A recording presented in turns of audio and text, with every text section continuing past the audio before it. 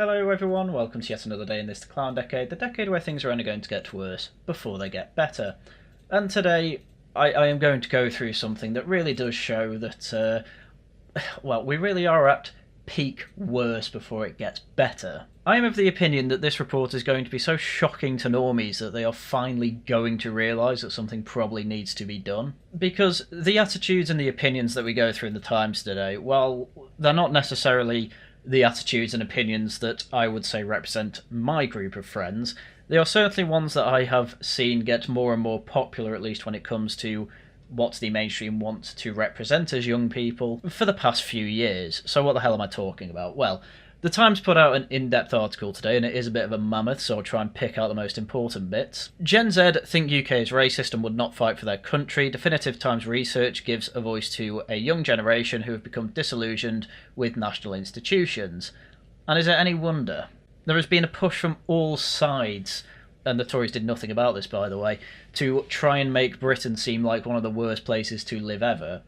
Because that's all the left wing can do with Britain, because at the end of the day, to its core, Britain is a right wing country, and has been pretty much throughout its entire existence. So trying to push it more to the left and be more like France, not gonna work. So half of Generation Z think that Britain is a racist country and only a tenth would risk their lives to defend it in a war, landmark research for the Times has shown. Now, as the Times goes into, this was a study of people aged between 18 and 27. Now, every time Generation Z is researched, that age range seems to change every time. Sometimes it involves people from 1996, sometimes it's only 1998, sometimes it even goes as far as 1995. Either way, I still consider myself part of Generation Z because, frankly, I consider myself more Generation Z than Millennial, who, to be honest with you, I think would have worse opinions than this, but still. There is no doubt that it is an unmitigated disaster that only 10% of the youngest generation, that is, of fighting age, would actually be bothered to join up and, well, fight for the country. And honestly, to be honest with you, why would most people fight for a country? Well, because they wouldn't have any other choice if they lost that war. What is a big problem we have now? Well, an awful lot of Generation Z actually actively feel like staying in Britain is actively harming their own lives in terms of the opportunities they can have, in terms of the money they can make, the wages they can make, the families they can bring up. It doesn't feel safe to people, the opportunities for decent jobs and wages aren't there. People are taxed to high heaven and don't feel that what they get in return is particularly worth it. Coming over on a boat yesterday gets you more from the state than living here for 29 years. I know that from personal experience. What are people supposed to take from it? Why would you fight for this country? I totally get it. I'd fight for this country because I absolutely deeply love its history, culture, and everything else that goes along with that, and I want that defended for its borders and sovereignty. Most Gen Z have not had those values instilled in them, so why would they fight for them? Makes sense. I sympathise, I really do. The study has been carried out 20 years after the Times last examined the views of young Britons, at that time focusing on a generation that came of age at the end of the Cold War and the dawn of the internet. Throughout this week, we will be revealing further findings from the project, including extraordinary shifts in attitude towards marriage and social drinking, which will be published on Tuesday. Yeah, they don't like marriage, and social drinking is seen as a bit of a bummer because it's cheaper to get weed. The series also looks at the impact of the COVID pandemic on Gen Z and answers whether, in hindsight, young people think lockdowns were worth it. I'd be shocked if they thought it was worth it. The survey reveals how starkly attitudes have changed, with marked declines in confidence in institutions and belief in UK as a nation. In 2004, 80% of young people said that they were proud to be British, almost twice as many as today, while almost 60% said the country was united, compared with 15% now. I'd like to remind you that 20 years ago, that was 2005, you were pretty much at peak civilization. Post 2008, everything's become stagnant, possibly even contracted in real terms, and people have noticed that. And, you know, I know a few people my age who do go on holidays and things like that, but honestly, it is quite a struggle for an awful lot of people. And I know a lot of people are going to say, oh, but, you know, your parents didn't go on holiday often. Yeah, well, the whole point is that with each generation, things get better. That is the whole point of a civilization. And if you've actively made things feel worse, especially worse than what you were promised, then yeah, you're going to not look fondly upon the society. I totally get it. Unlike now, they also thought the country was forward-looking and tolerant, with clear majorities saying that Britain was not stuck in the past and was respectful to the views of others. Yeah, well, ever since then we've had a Boris wave, we've had absolute ridiculous amounts of migration, unprecedented amounts, and an awful lot of people are also coming into this generation who were born here and will have been born from families that are, well, purely immigrant families. And due to a complete failure of integration of this mass immigration, it's kind of no wonder that they look unfavourably on Britain, because they've probably been told that Britain was the worst thing to happen to these people who've then moved here, by the way. How many cases this is true in, I've absolutely no idea, but it is something that absolutely happens. How do I know? Anecdotes. And as you can see with the comparison, would you say it's true or untrue that you're proud to be British? Back 20 years ago, 80% of the young adults said yes, 13% said it's untrue, and now only 41% said that they're proud to be British. Well, a rather large 34% said that they don't, and there's also a large don't know, because an awful lot of young people think it's cringe to have any sort of love or connection to your country, because basically the hippies of the 70s took over universities and schools, and they're basically saying that any sort of border is cringe. And obviously a lot of kids have instilled that into themselves. Summer Nesbeth, a 23-year-old model and journalism student from Nottingham, said that she was reluctant to fight for Britain because as a nation we don't respect minorities. Yeah, no prizes for guessing if this is a minority or part of the white British majority. Why would I help you if you don't want to really help me, and half the time you want to get rid of me? That's what it sometimes feels like. What are you supposed to do with that? Sometimes it feels like you want to get rid of me. Okay, we haven't. You've been here your whole life. What are we supposed to do? Nesbeth is half Indian and half Jamaican, has experienced treatment that she believes suggests systemic racism. I think it's wrong and delusional to think that this isn't a racist country when so many things still happening, which are the result of being a lot of systemic racism. Okay, go on. I've been stopped and searched in stores to check I'm not stealing. Okay. I've seen my dad, who is a tall black man, stopped. A boy at school told me he wouldn't hang out with me because I wasn't white. I have no idea how true that last one is. People getting stopped and searched. Like, I've seen it happen before. I've seen it happen to white people, black people. I've seen it happen. Like, it's not systemic racism. Some of the time, it's a policy of doing it purely randomly, so that it seems fair to people. But sometimes it's a policy of if someone's a bit suspicious because, I don't know, they were hanging around a particular area for quite long, looking around shiftily. I don't know. There's tells. You know? I don't know. How true are these anecdotes as well? No idea. My dad got stopped once. Okay. Was the security guard black? That's quite a common thing as well, but whatever. We don't learn about black history, but we were built on racism. Okay? It's not right to say we aren't racist. It might not be blatant, but it's systemic racism and deeply entrenched unconscious biases. Yeah, this is all stuff that has been picked up at school. There's been studies on it constantly. Kids pick up this stuff on social media or elsewhere, they then ask it at school, and school do absolutely nothing to try and slap the nonsense down. And that is quite a typical pipeline for how this stuff is entrenched, because there's absolutely no counter-argument given at any point, apart from some place on the internet and in the comments, but these just get ignored by these people as well. So, yeah, why does she say that racism is everywhere? Because she's going into journalism and saying that still in Britain gets you somewhere. It's a large reason for it as well. Anyway, it might not surprise you to find out that more people today, almost half, say that Britain is a racist country, compared to 34% 20 years ago, and then, obviously, 36% today say it's untrue, whereas 62% said it was untrue 20 years ago. How have race relations got worse? It actually doesn't make sense. Everything has been done by the government that could be done to effectively try and, gaslight us into saying, oh, they're just as British as you and me, we're giving an awful lot of them citizenship, therefore you have to treat them nicely. And then at the end of all this, despite all this effort to try and, not seem racist from the government or the institutions, they still say it's racist. Why? Because it gets them somewhere. Calling racism, crying racism like it's a wolf coming for your sheep, gets you wins at employment tribunals, it gets you jobs elsewhere. It's just nuts. Like, why do people say Britain's racist? Not because it is or it isn't, but because saying so is right on and gets you into jobs in journalism, the media, HR, and elsewhere. It's basically an open secret. Anyway, Uthman Odusate, 22, is a support worker with Fight for Change, a charity in South London that aims to improve opportunities for young black people. Okay. He said he was surprised that only half of the young people surveyed by YouGov and The Times thought Britain was a racist country. He believed racism today was more covert. I feel like it's a tool that has been consistently utilised and weaponised to divide us as a people and distract us from other issues that we should be tackling. I mean, yeah, I do agree. I just think of it from the other way.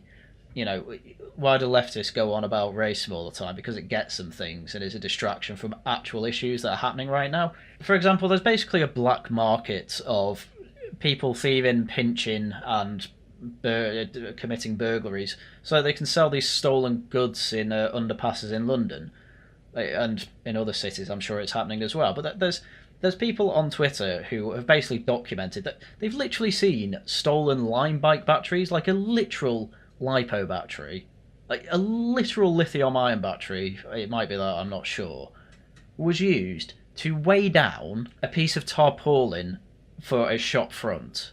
In fact, I'm getting the picture. This is not an uncommon sight in areas of Britain where stolen things will just be used out in the open and no one will do anything about it.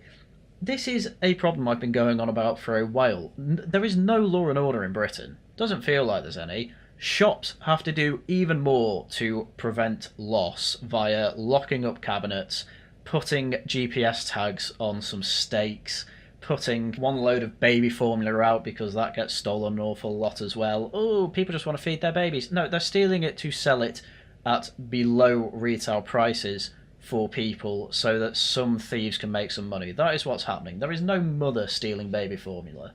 Don't be ridiculous. But what happens if, you see this tweet? Oh, it's very third world. Reminds me of people stealing electrical transformer oil to cook in Africa. It's like, oh, that's just racism. There's a serious issue here. You're deflecting. This is my view on what racism actually is in the country. It basically doesn't exist. It's only invoked so that people do not have to face their failed supported policies. That is all this is about. Uthman carries on. I think the fact it is harder to see how ingrained it is in society today is making it worse for young people who are subject to racism, and that is a hard pill to swallow. I love it. Young people aren't having this, obvious racism committed against them, so I'm having to tell them that there is actually racism committed against them, but it's just so covert, it's hard to explain it to them. Yeah, as I say, it's like it doesn't exist. It's nuts, isn't it? This is an opinion that will be shared by an awful lot of Gen Z that, has resulted from second or third generation immigration and hasn't integrated properly. They will have learned that crying racism gets them places. That is what they will have learned, and so they cry even more. And all that the result of Britain is a racist country is showing me is that it's just habit to them to cry wolf now. It's just habit to them because it gets them things. That's all it is. It's crazy that we've allowed that. Anyway, next up we have their views on immigration. Gen Z appear to be absolutely nuts when it comes to immigration. How do you feel about this statement? Immigration into Britain is good for our economy and society. 76% today think it's good. They agree with that statement. 16% disagree. Back 20 years ago, it was only half. The country has got actively worse in the last 20 years. Immigration has gone massively up in the last 20 years. How can you conclude this? Mass-scale gaslighting. Frankly, that's the only way you can come to this conclusion. I suppose another thing to bear in mind here as well is that an awful lot of the people asked will either be surrounded by people who are within immigrant families or know someone who has a relative who's an immigrant to the country, their father or whatever, and they've married into a British family, say, and it's going to make a lot of Gen Z think, oh, well, I like this person, I see positives here, yeah, Britain's good for the economy and society. Whereas the awful parts of immigration are largely in enclaves that you don't particularly see unless you happen to go to certain circles of Twitter or basically read the Mail or the Express. Young people generally aren't pushed into those areas unless they're really looking for them. I know that from experience. Young people instead are pushed to watch Hassan Piker or someone else on the left wing, who again will just say you're racist if you don't think immigration is good. So this largely, once again, is just a reflection of the immigration of the racism thing. It's all just a signal that they're on side of the woke, basically, because that's all they really learned, and it's a disaster, complete disaster, that nothing's been done about this. Again, I can only blame the Tories. They were in charge for 14 years. As far as I'm concerned, they consented to all this and wanted this. It's the only conclusion I can make. It's no wonder people are moving to reform. Anyway, Charlie Sawyer, 25-year-old digital editor, was clear in her view that Britain was a racist country. She said, "I think a lot of people are scared of the word and do not like to admit that it exists, to admit their participation in it, but if you're not willing to recognise how a society will contribute to systemic racism, casual racism, I don't think there's going to be any progress there." Again, when people around Gamergate time, Carl was pretty good for this, were pointing out that universities are just going to instill absolute nonsense into our children, and it's really not good for the education of these children. This is exactly the result he was worried about. Like, oh, people don't think racism exists. Don't be stupid. Everyone knows racism exists. People that want to be racist are open that they're racist. That's just how it works. People who say they aren't racist generally aren't. I'm not kidding when I say this. Racism is one of the most self-reported phenomenons I think I've ever seen. People who are racist, from my experience, are open and proud about it. People that aren't racist get disgusted when you accuse them of it. I see barely anyone who says they're not a racist that wasn't lying about it. I don't think I've ever seen it before, in fact. The Times study also reveals that young people are more downbeat and disillusioned about their country in which they live than members of the older generation today. Well, yeah, they would be. Opportunities are all abroad these days. Senior military and political figures described the Times finding as a wake-up call that raised profound questions about the way society has changed over the past 2 decades.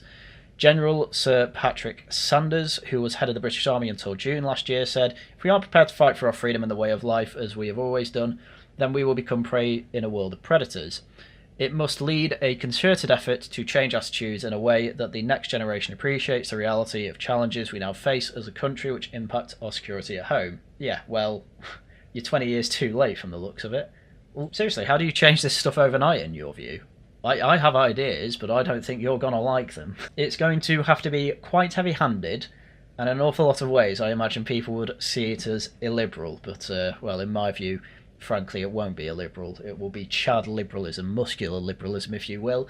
And I don't mean the new fifth layer kind, I mean back to John Locke, back to the Manchester school ways of liberalism, where your handouts don't really exist, and if you do want to eat, you will have to work, and the government will provide ways for that, either through workhouses or joining the army. Anyway, yeah, as you can see, here is the opinions on going to war. 11% of Gen Z today say that they would fight, whereas 41% said that they would not fight, and then about 40% said that they would only go to war if they agreed with said war. You go back 20 years, it just looks completely different. They're still quite conditional on going to war, but only 20% were either pacifists or basically would want to see Britain lose. That's gone up to 41% today, and I don't think Gen Z have got any more pacifist than the millennials, at least that's from what I can tell. And 22% back 20 years ago would fight unconditionally. I am okay with about 20% fighting unconditionally. I completely understand why people would be apprehensive to go to war, but down to 10%, I mean, I'm in that 10%, by the way. Yeah, that's when you get into the danger zone.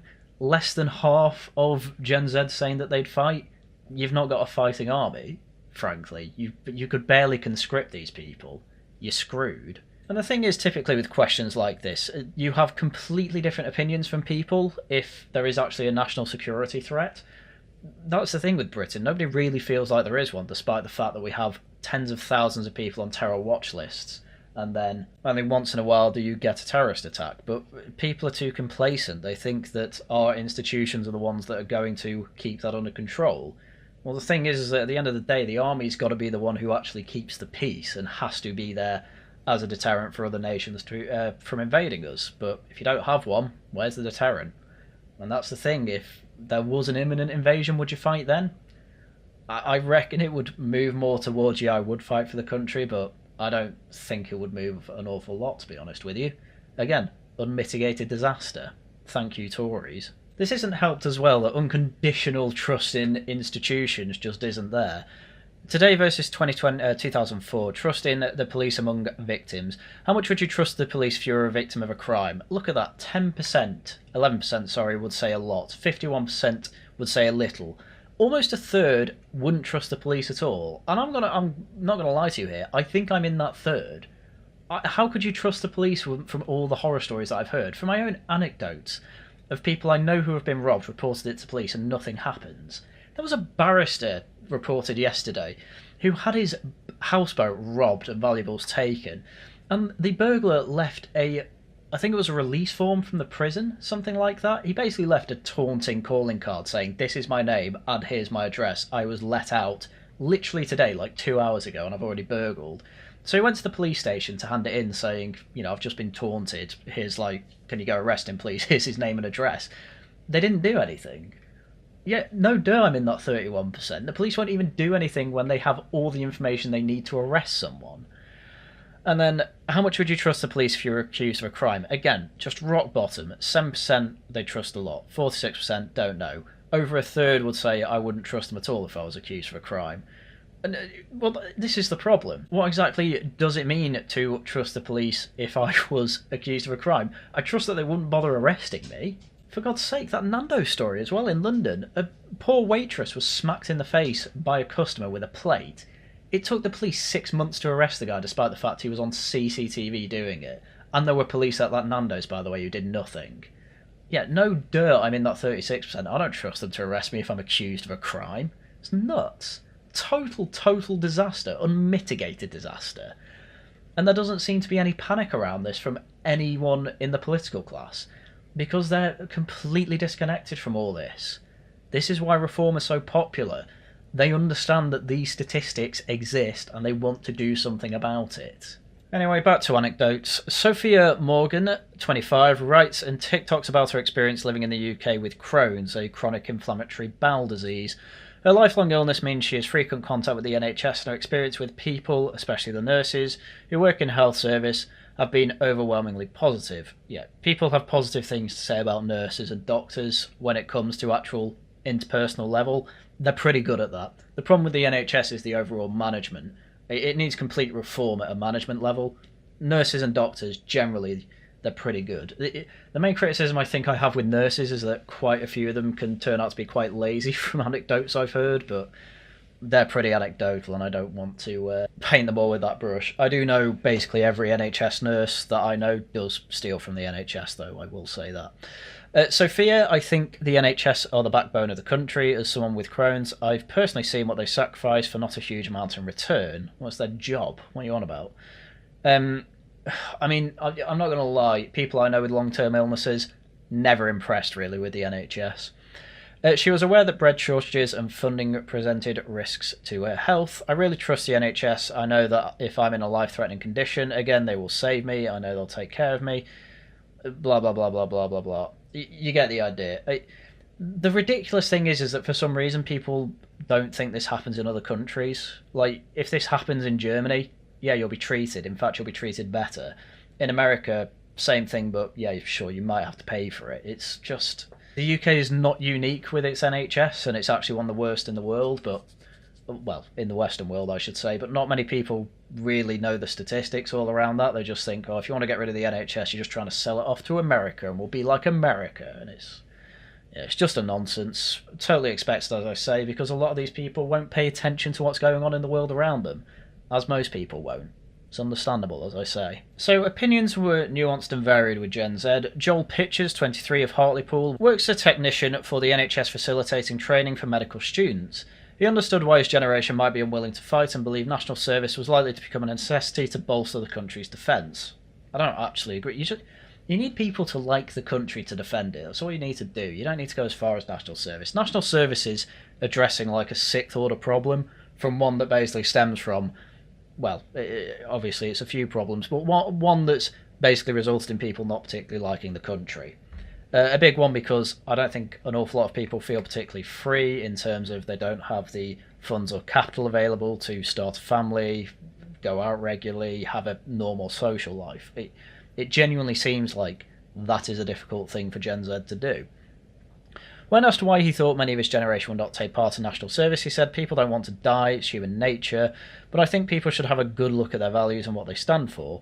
Is a single life worth more than protecting the freedom and the way of life we have now?" It's a good question. He added, "When Russia first invaded Ukraine, I would have said no to national service, but with the way things are going, it's not fair to leave everything to a few people and have our lives cut short by the barbarity of some countries. A lot of people are saying that they would only join the military to fight for reasons. If it's a question of living or dying, I'd say that's the right reason."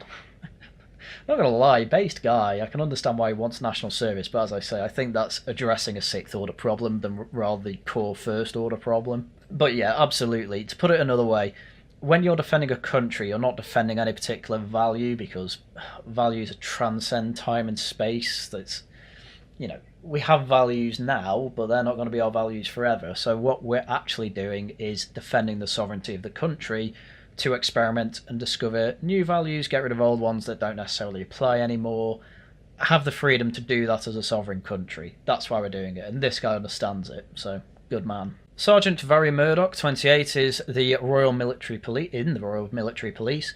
She worked for the past 2 years training new recruits at Pirbright in Surrey. She said, "I joined the military to grasp new opportunities, travel to see the world, and make something of my life through a structured career." Despite her own experience, Murdoch understands why some people might hesitate to join up. "I think some don't have an accurate representation of what it actually entails. They think your freedom will be taken away and you'll be shouted at, but while you might have a more strict schedule, you still have opportunity to spend time with friends and family." I think an awful lot of that's irrelevant, to be honest. I think a large reason people don't join the army is because why would you when you can just have a shelf-stacking job for probably actually for more money. You're not paid an awful lot as a recruit. And I think that's another reason for it. Why would you have a more strict schedule with more freedom, which she admits you get less freedom, when you can have more freedom for the same money in a supermarket down the road? It's a lot simpler than that. And with that, I think you understand the issues we have at hand. Gen Z is a very confused generation. It's very confused in Britain at the moment because, frankly, you are having re-emerging problems that we are seeing because of traditions that we got rid of that probably originally solved these problems. We just forgot that they did. Frankly, what a big problem we have at the moment in the UK is that, well, there's been large-scale demographic change and integration efforts have been absolutely abysmal. Integration has happened with some people, but you have open enclaves now who frankly just show off that they are in an enclave. I have plenty of anecdotes of people who are from families of different ethnicities who have integrated. I have anecdotes of people who failed to integrate. The challenge is going to be, well, what's the best way to either get more people to integrate or get rid of the people who don't integrate? That is a question that Reform are currently asking at the moment, and their best first step for that is effectively to get rid of the criminals. That is a pretty good first step, and have a hard stop on any illegal immigration, because why would we allow that in the first place? Now, the problem is, as I said before, that the people who come over illegally and the people who have come over legally and created enclaves, they're kind of separate from this part of society that a lot of these people interviewed with from the Times will be from, where it will be relatively multicultural and relatively multiracial, and they will only have really good experiences from it. But this is the problem. They are just unaware of the bad side of it. Hence you have an awful lot of them saying, yeah, immigration has been the best thing ever for Britain, we're a country of immigrants, whatever, because that has been their anecdotes. If you live in London and you avoid bad enclave areas, no-go zones if you will, you'll have a pretty decent experience of your life growing up there. And unless you are aware of these enclaves, as I say, you're not going to have the opinion that something needs to be done about them because you don't think there's a problem. And reality is there is. And Reform are the party that say, we will do something about that. Integrated people, you're perfectly fine, you've got nothing to worry about. And that's where most people want to be. And this is where most of Gen Z want to be. The best thing you can do is just make them aware of the problems that we have. And as much as they might call you racist and as much as they might stick their head in the sand, at the end of the day it doesn't really matter. The people who have noticed quite quickly move over to Reform. The younger you get and the more right-wing you are, you don't go anywhere else really. Oh, some people go to Homeland. Yeah, well that's just a stupid social club for people who don't even agree with Reform anyway, so it doesn't really matter. They're the far-right racist types that nobody wants with them anyway. Some join the SDP as well, but they're just a complete joke as well. and I suppose this is where I'm saying I'm quite white-pilled. Majority of people who understand the problems and realise that immigration hasn't been great, the economy's an absolute shattered mess. I really just don't see how things are going to get better. When I explain to them, listen, we're probably 3 major policy decisions away from being a better country, one that's even better than Australia and you won't have to move. They seem to want to give it one last chance. And when it comes to those major policy decisions, frankly, reform cover majority of them. Reform aren't perfect, I'm totally fine with that, but my god, they've been better than the last 20 years of complete abject failure from Labour and the Tories. So where else are we going to go? Young people who vote Labour think things are absolutely fine and just think everyone on the right wing's racist. People who don't vote Labour are either Green because they're even more mental than Labour voters, or they go to Reform. Some go to Lib Dem because their parents vote Lib Dem and they like the social club. But politically engaged people, they go to Reform. So you just need to get these people politically engaged. How do you do that? Well, you say, listen, there's been abject failure there. Labour are absolutely no better. Engage in politics, understand why we have these problems, and they come over to Reform. That is the best position you can be in. You make people aware of politics, they move straight to you. Couldn't be better. No wonder Nigel Farage is being very popular and has a growing cohort of Gen Z. It's good stuff. So while this is a black-pilling find, give it 20 years, the Times will do the exact same thing with the next generation. I reckon that things will be looking up and up and up. And my thesis of Clown Decade, getting better, hopefully will be vindicated. So do keep the hope in there. I understand why we're all a bit pessimistic about it, and especially with that generation, and especially with demographic change and the fact that our institutions don't do anything to help Britain. It'll be fine. I promise. Alright? Anyway, I think with that, that's where I'll leave it. So, tonight we have the Antiquity stream. We'll be going through more Peloponnesian War stuff, so fun times there. Tomorrow it is the newscast over on the Worcester Club, so again, go join us on the Worcester Club, join the Discord down below. Saturday it's Laughing at the Guardian with some women, do come along to that too. If you want to help out the channel, do subscribe, give a like, give a comment as well. They are free ways to help me up in the algorithm, and it really does help out the channel. If you think I deserve a bit more, do become a member for £2 a month. That gives you access to all my old Laughing at the Guardians with some women. Or you can give a super chat or super thanks. I actually got super thanks in the last video, and I'd like to personally thank Flemwad personally for that. That tenor was very much helpful for the channel. So be more like Flemwad. Anyway, with that, that's everything I had for you for today. Once again, thank you very much for watching, and until next time, goodbye.